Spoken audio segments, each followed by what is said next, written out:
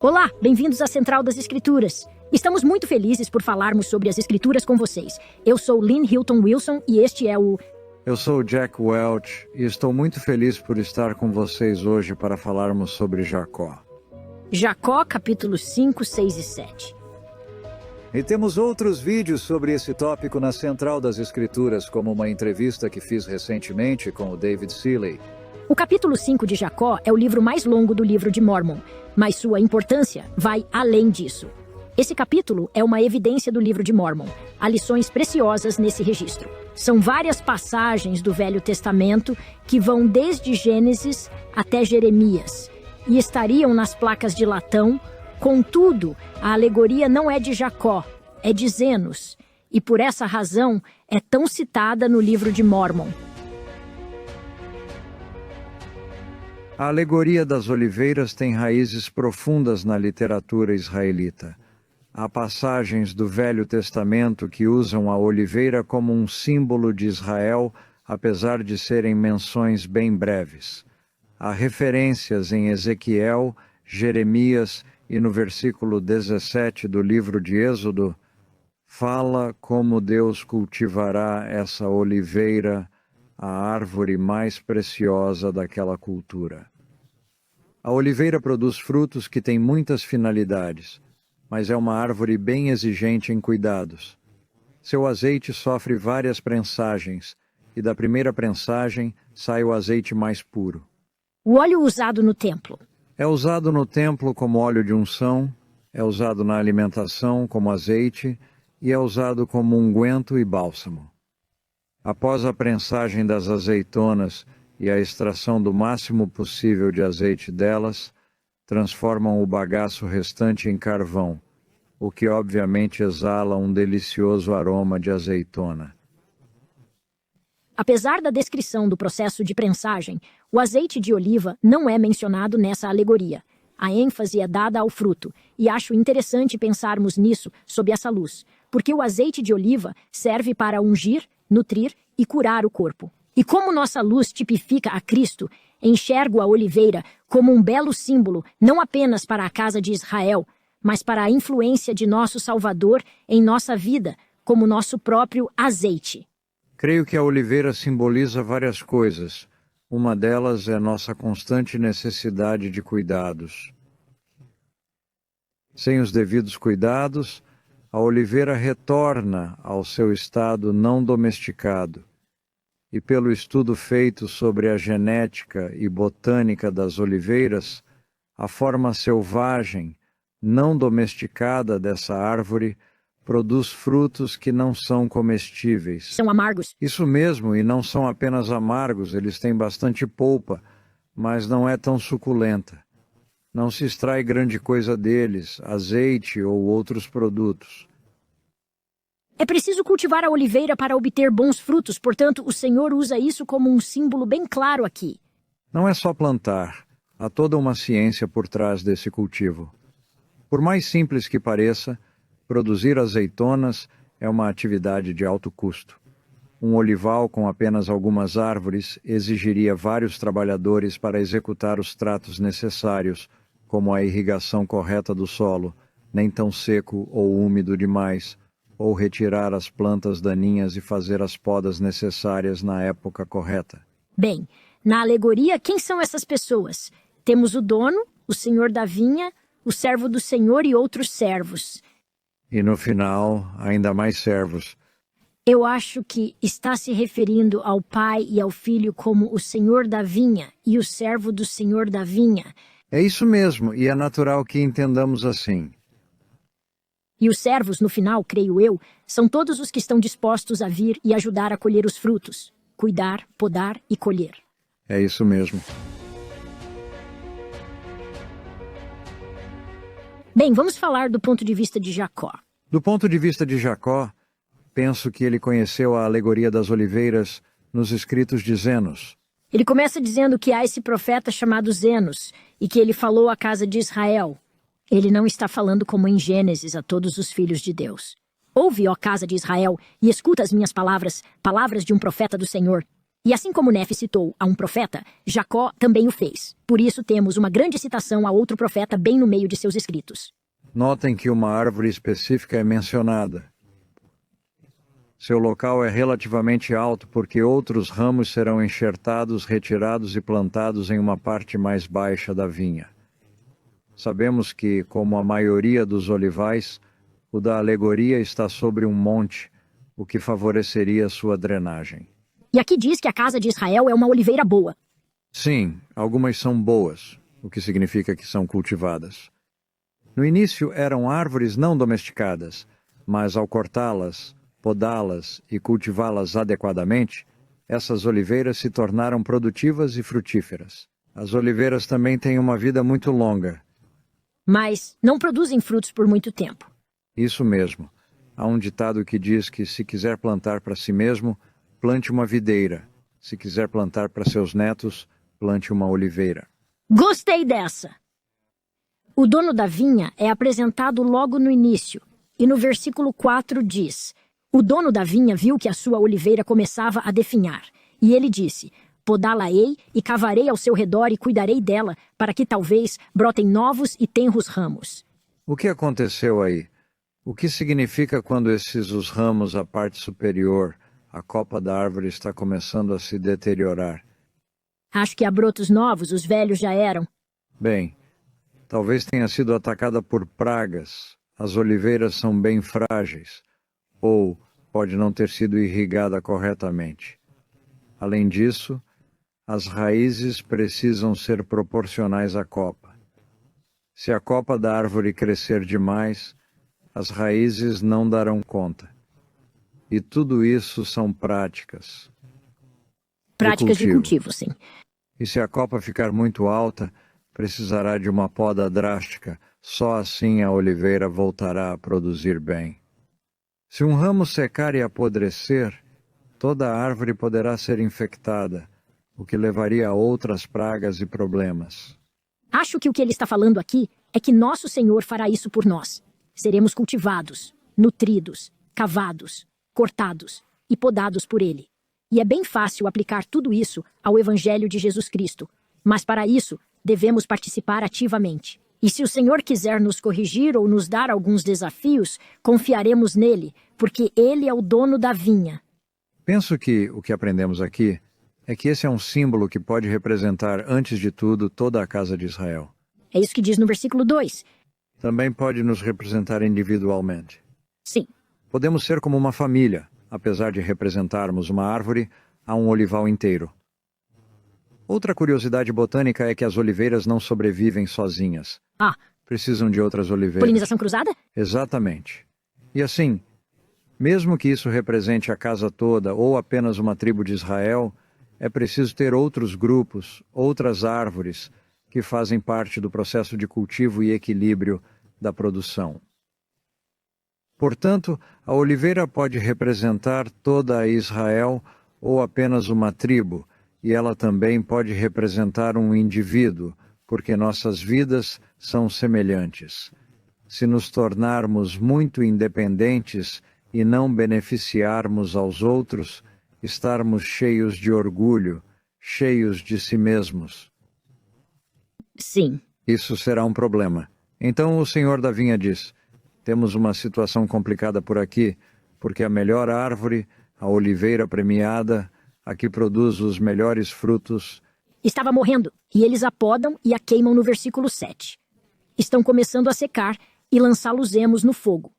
Portanto, alguns ramos serão retirados por estarem secando, e essas partes da árvore serão lançadas ao fogo. Bem, as aparas precisam ser destruídas, pelo que entendi, porque se você as deixar no chão, elas apodrecerão. E isso criará decomposição, mofo e outros problemas que danificarão as raízes. Portanto, é importante fazer essa limpeza.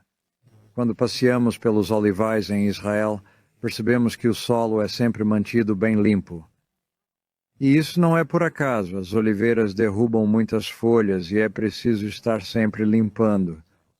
E, curiosamente, creio eu que a parte mais importante de toda a alegoria das oliveiras é descrita pela primeira vez no versículo 8. onde o Senhor diz que deseja que essa árvore cresça, porque poderei conservar o seu fruto para mim. Portanto, tomarei estes ramos novos e tenros e enxertá-los-ei onde me agradar. Ou seja, ele deseja frutos, o fruto dessa árvore. Os ramos são importantes e a árvore é importante, mas o que ele realmente quer é o fruto. E todas as utilidades que esse fruto maravilhoso tem. Bem, aplicamos isso sabendo que os dons do Espírito não são para nosso engrandecimento, são para abençoar aos outros. O Senhor precisa de nosso serviço, por isso somos o sal da terra, damos sabor ao restante. É um belo símbolo, porque é sobre nós. E é por isso que ele faz esses enxertos. A primeira menção disso está no versículo 9, e ele a repete muitas vezes depois. Isso mesmo, esse é um ponto interessante, pois, para fortalecer uma oliveira que está definhando, é preciso usar um ramo de uma planta brava, bem vigorosa, e esse ramo será usado não porque produz bons frutos, mas porque, ao enxertá-lo na árvore boa, ele crescerá vigorosamente e a fortalecerá por um tempo, o que ajudará a fortalecer suas raízes. Conseguem ver isso no crescimento da igreja com os novos conversos? Eu adoro ouvir esses testemunhos, não apenas de nossos filhos, mas de nossos conversos. Isso nos fortalece e vemos a mão de Deus na obra.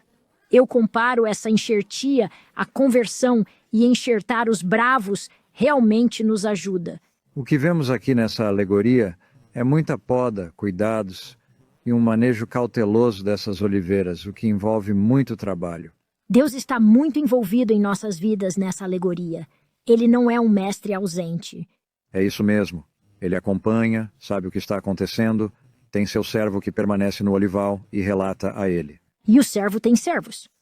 Isso também é uma questão bem importante, porque administrar um grande olival como esse é um grande empreendimento e, na antiguidade, envolvia muitas pessoas e trabalho em equipe.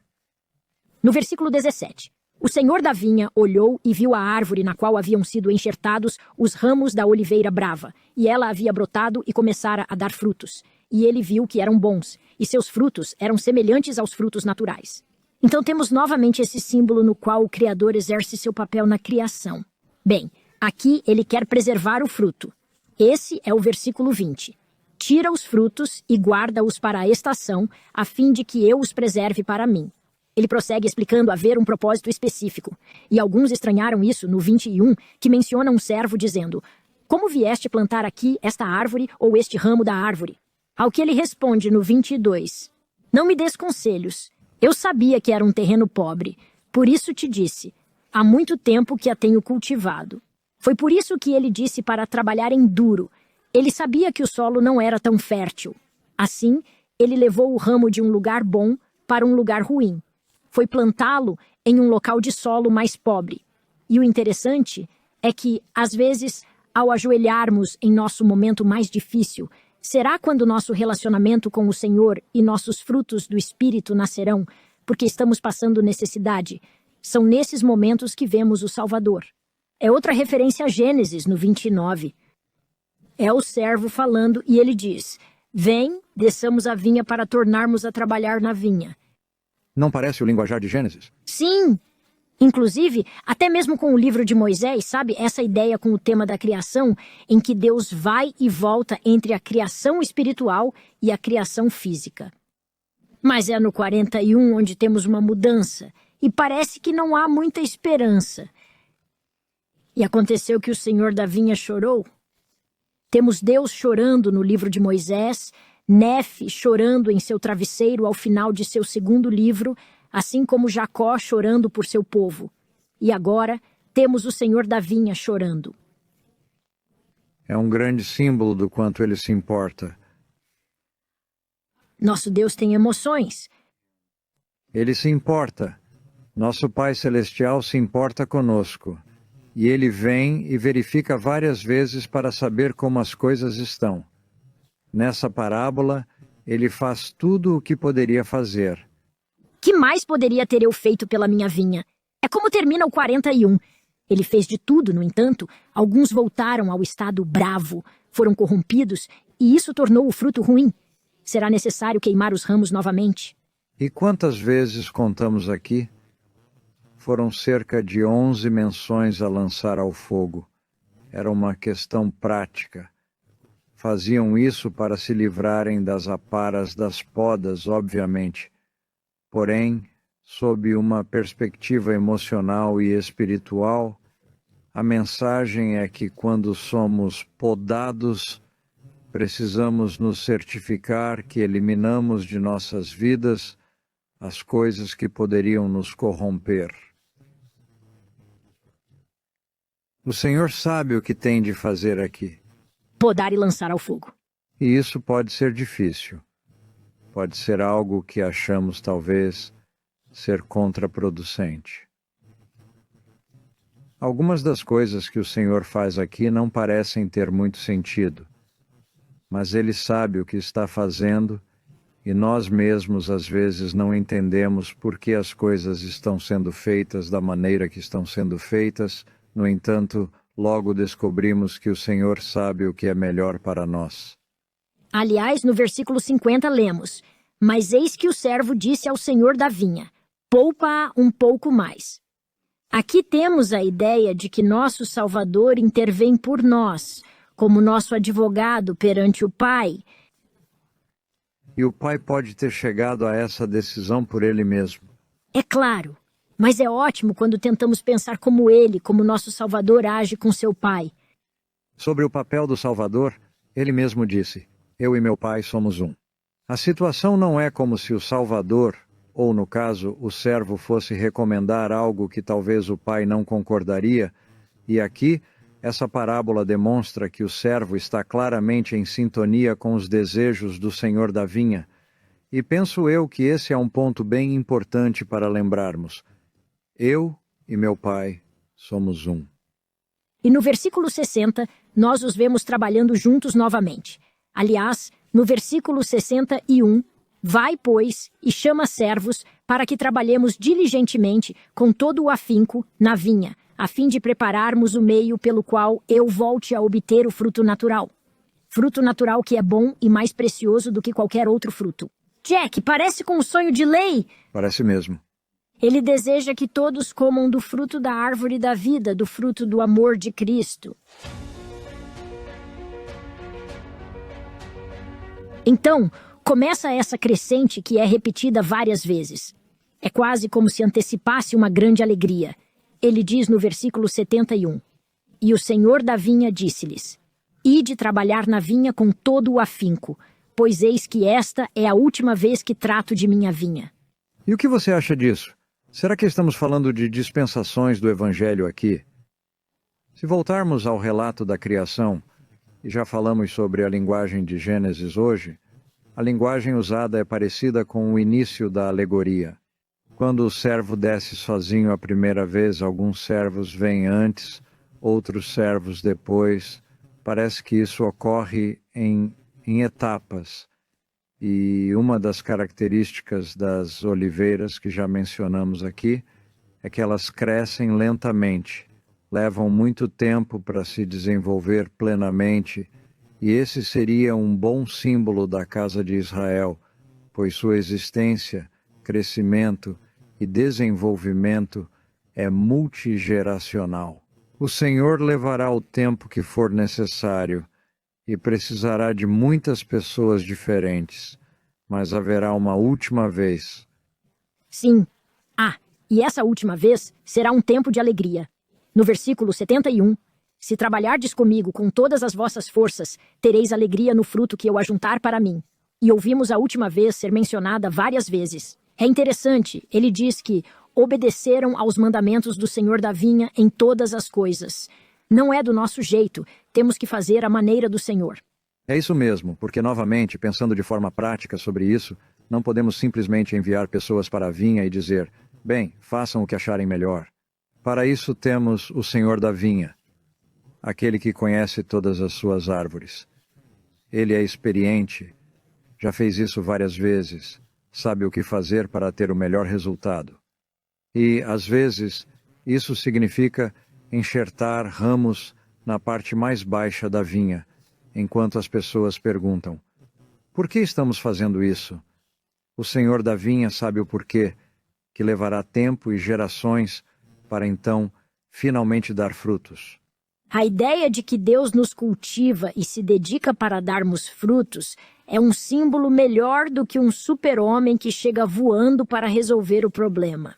Ele nos cultiva para que nos tornemos como Ele é, exatamente o que vemos aqui. Estamos sendo cultivados por Ele. Mas essa parábola ou alegoria termina não apenas com a maior alegria para a alma para esses servos, mas com as aparas sendo lanças ao fogo e termina com a queima. O que me parece ser o fim do milênio, sabe?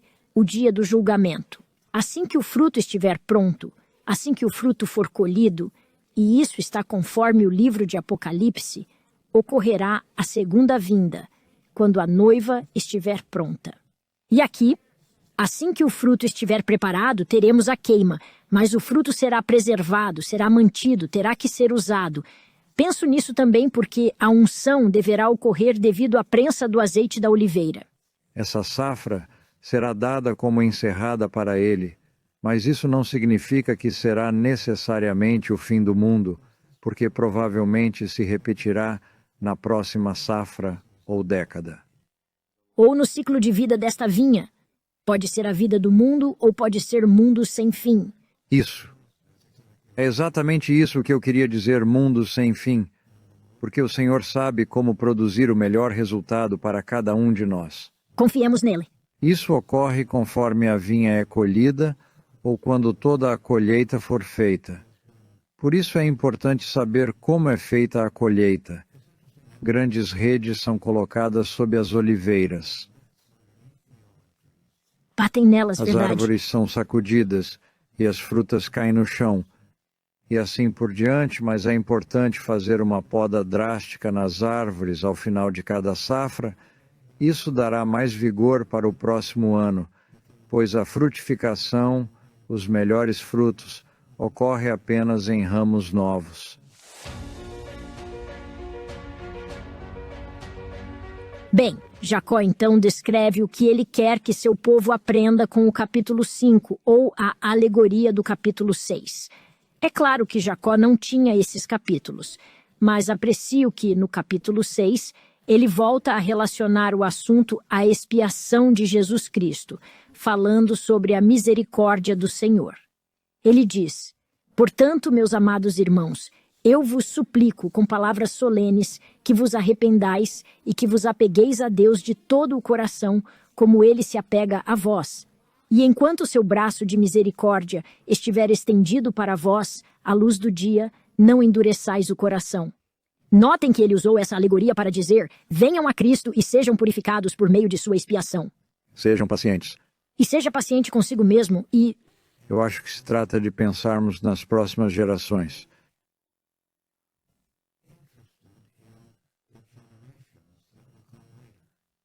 Não se trata do que é melhor para mim agora, é mais do que isso.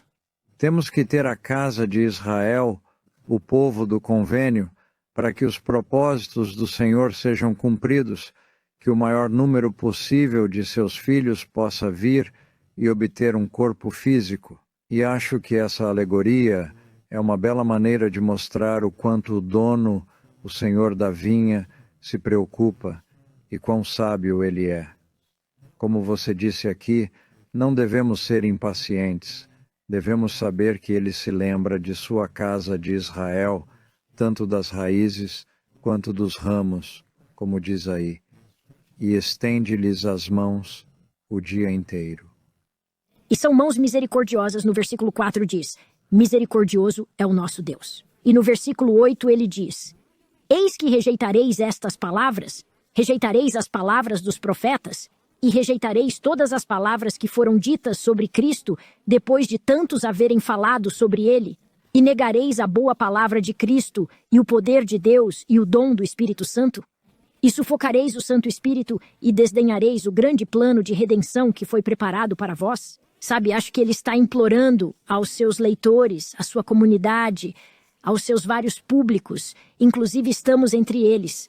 Não rejeitem o que receberam, esse tesouro. Quando ele lhes pergunta, rejeitareis estas palavras? Acho que quem estava ouvindo deve ter ficado perplexo e se perguntando do que ele está falando. Talvez até mesmo alguns dos que nos assistem hoje sabem pouquíssimo sobre o cultivo de azeitonas, por isso algumas dessas coisas não são tão familiares para nós. Agora, para quem entende algo sobre o cultivo de oliveiras, essa alegoria faz todo o sentido. Já o público de Jacó, quando ele diz, vocês rejeitarão isso? Acho que ele esperava que dissessem, não entendemos nada, o que é isso? Portanto, ele teve que tranquilizá-los, explicando que para chegar ao céu não é necessário saber cultivar azeitonas, mas compreender o amor do Senhor, sua expiação, o arrependimento e como ser purificado. E ele os chamou ao arrependimento em um de seus sermões no templo, que está nos capítulos 2 e 3. E sabe, eu gosto do fato de que eles compreendiam que uma oliveira leva muito tempo para crescer e que estamos realmente, como já foi dito hoje, preparando, plantando e cultivando tudo isso para as gerações futuras.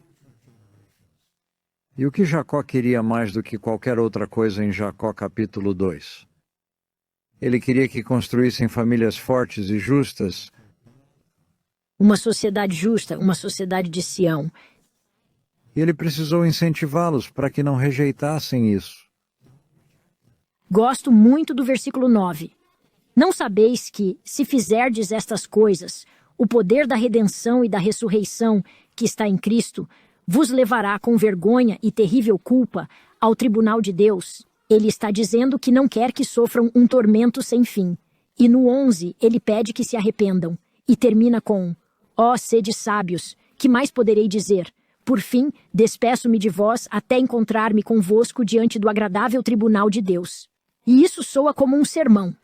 Em seguida temos outra mensagem no capítulo 7. Acho que ele pensou que terminaria de escrever por aqui, porque encerrou com um amém. E alguns anos depois, ele retomou avisando que alguns anos se passaram. O capítulo 7 foi escrito bem depois. Ele deve ter pensado que tinha atendido o pedido de Nefe.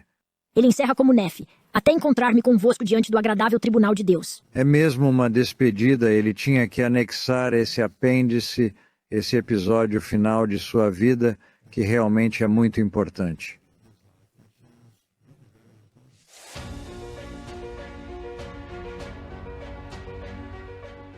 Parece que muitos anos se passaram até esse relato, e um sujeito chamado Serém está tentando encontrar Jacó. Vejam, se fossem apenas os descendentes dessas 7, 5 ou 4 tribos que faziam parte dos nefitas, acho que ele não diria que havia procurado tanto por eles.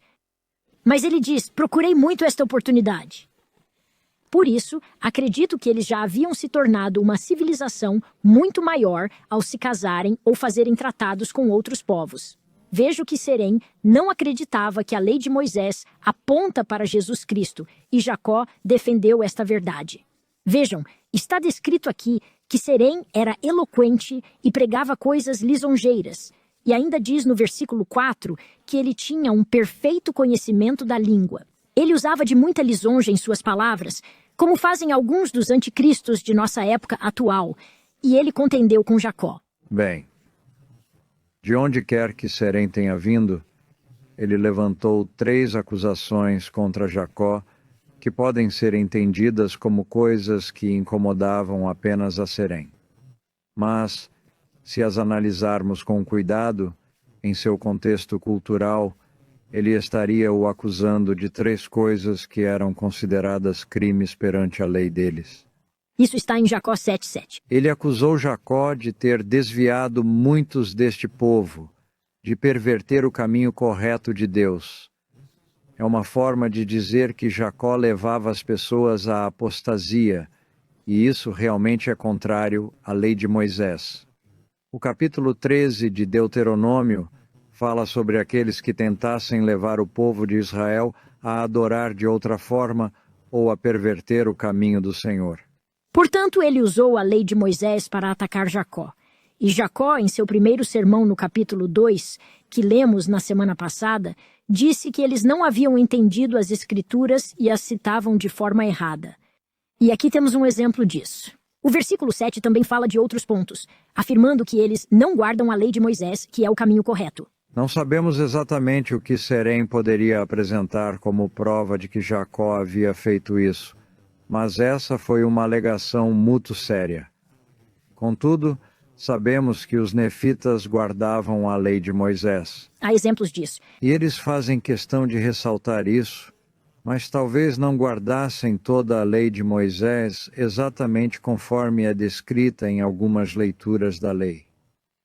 O que eles sabiam, e que Nefe já havia dito, é que a lei de Moisés simplesmente aponta para Cristo.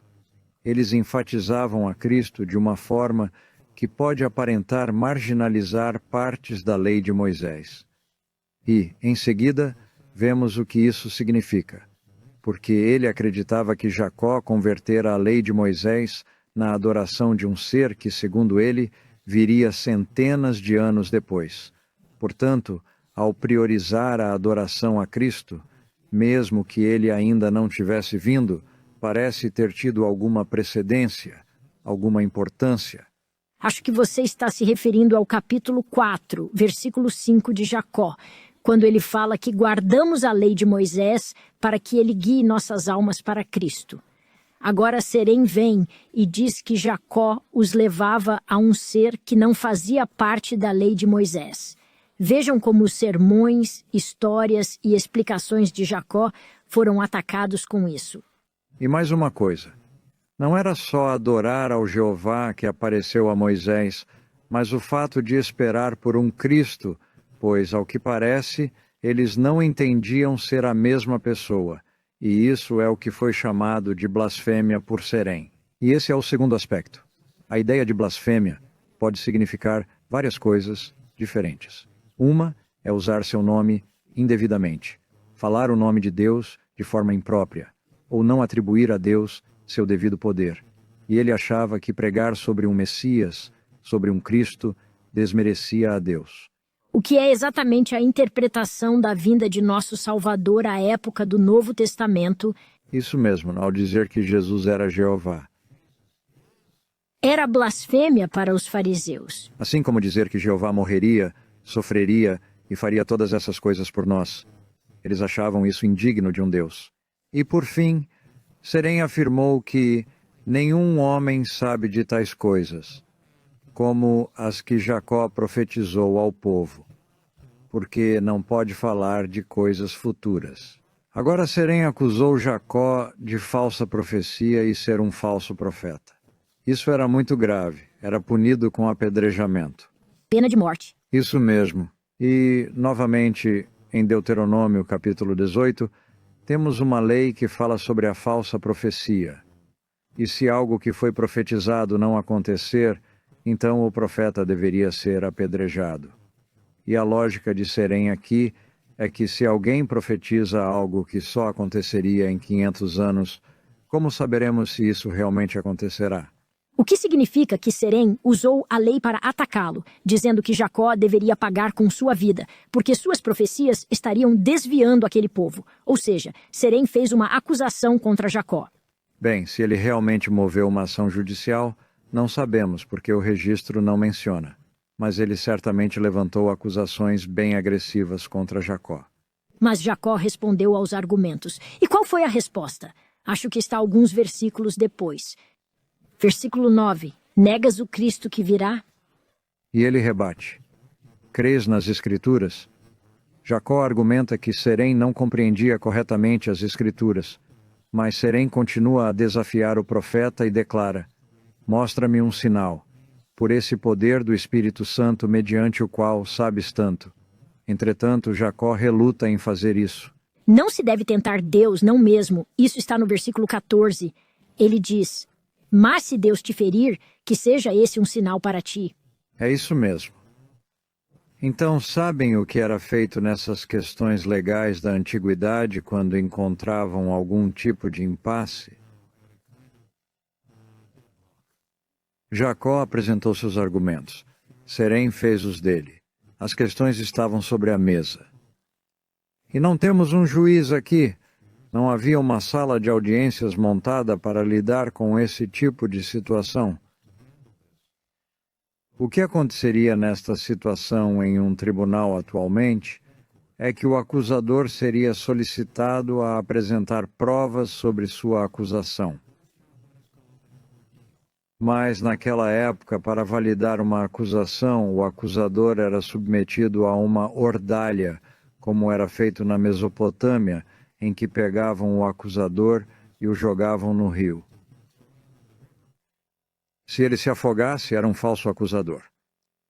E se sobrevivesse, Era verdadeiro. então os deuses, o deus do rio, estaria apoiando. Caso fosse verdadeiro, correto? E a ordalha poderia ser realizada de várias outras maneiras, mas quando chegava nessa parte, quando o acusador já tinha feito sua acusação, ele seria obrigado a validá-la através do respaldo que esse oráculo daria sobre suas alegações. O acusador teria duas escolhas. Poderia retirar sua acusação ou poderia dizer, manda ver. Jacó não retiraria a acusação. Mas o que aconteceu nesse meio tempo é que Serém foi ferido. Ah, sim, ele caiu por terra e dias depois morreu. Não sabemos o que aconteceu, mas tiveram que alimentá-lo por muitos dias para mantê-lo vivo. E isso está no versículo 15. Porém, não sabemos quem foi que o alimentou. Contudo, alguém o fez, talvez até tenha sido Jacó, na esperança de restabelecer a saúde de Serém para ensiná-lo e convertê-lo, e assim trazer de volta a paz. Por fim, ele acorda e pede para reunir o povo. Queria falar a todos. E naquele momento, Jacó provavelmente não sabia o que Serém iria dizer. E mesmo assim, Jacó permitiu que Serém se dirigisse ao povo. E a multidão se reuniu e ele falou-lhes claramente. A Escritura diz que ele reuniu o povo e confessou a Cristo. Isso está no versículo 17. Bem, para mim, outro indicativo de que isso foi poderoso está nessa parte, aqui no versículo 19, estruturado como um quiasmo. Com isso, sabemos que foi intencional e lemos exatamente o que ele queria dizer. E espere aí, vamos voltar ao início desse capítulo bem rapidinho. O que sabemos sobre Serém? Não muito. Ah, diz que ele era eloquente, talentoso na fala, ele conhecia a língua. Como um pós-graduado naquele idioma, seja lá qual fosse o que falavam naquela época. Ele falava muitas coisas lisonjeiras para o povo. Assim, sabemos no versículo 4 que ele era instruído, ou seja, tinha perfeito conhecimento da língua do povo. Podia usar de muita lisonja e muita eloquência. Portanto, com essa confissão, confirmamos que Serém realmente falava bem. Mas notem que Serém sabia que estava errado e queria mudar, pois temia que sua situação fosse terrível e dizendo, a Deus confesso-me. Serém deu o melhor de si nessa confissão na tentativa de melhorar o destino de sua alma eterna.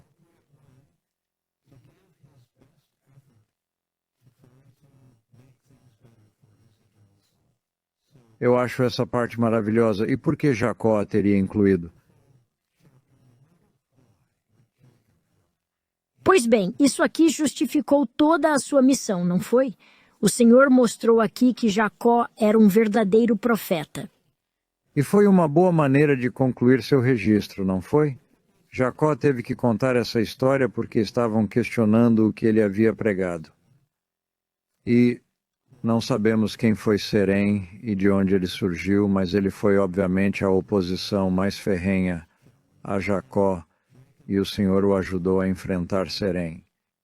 E assim, a validação de Jacó, sabe, a maneira como ele venceu a disputa, não foi só saber o que dizer.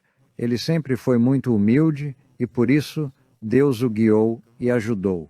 Esse capítulo estabeleceu um modelo para as gerações futuras de como lidar com as pessoas que se opõem ao evangelho que está sendo pregado. Na sequência da história, enfrentaremos a Naor e a Corior. Os próximos anticristos? E esses casos são todos muito diferentes. Os fatos são diferentes. Os problemas jurídicos são diferentes. A maneira como eles procedem e o resultado são diferentes.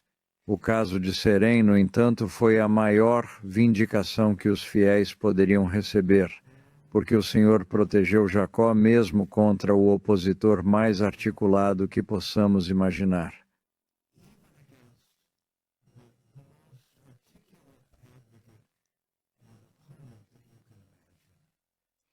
E Jacó fala sobre outros inimigos à frente, no versículo 25. Portanto, o povo de Nefe se fortaleceu contra eles, com suas armas e com todo o seu poder, confiando no Deus e rocha de sua salvação. Eu adorei ler isso, porque eles não se fortaleceram com a força do braço da carne, eles se fortaleceram com fé na salvação do Senhor. E depois disso, há um final bem triste. No versículo 26, o tempo passou para nós e nossa vida também passou como se fosse um sonho, sendo nós um povo solitário e solene, errante, expulso de Jerusalém, nascido em meio a tribulações. Ele deu um toque autobiográfico. Num deserto e odiado por nossos irmãos, o que causou guerras e contendas. Assim, lamentamo-nos até o fim de nossos dias. Vi que logo morreria e disse ao meu filho Enos, toma estas placas. E ele termina exatamente como Nefe fez, passando as placas para o próximo registrador. Há alguns episódios falamos sobre últimas palavras famosas e a importância que elas têm. E acho que mesmo que Jacó estivesse feliz por ter vencido o embate contra Serém, obviamente essa vitória não resolveu todos os problemas.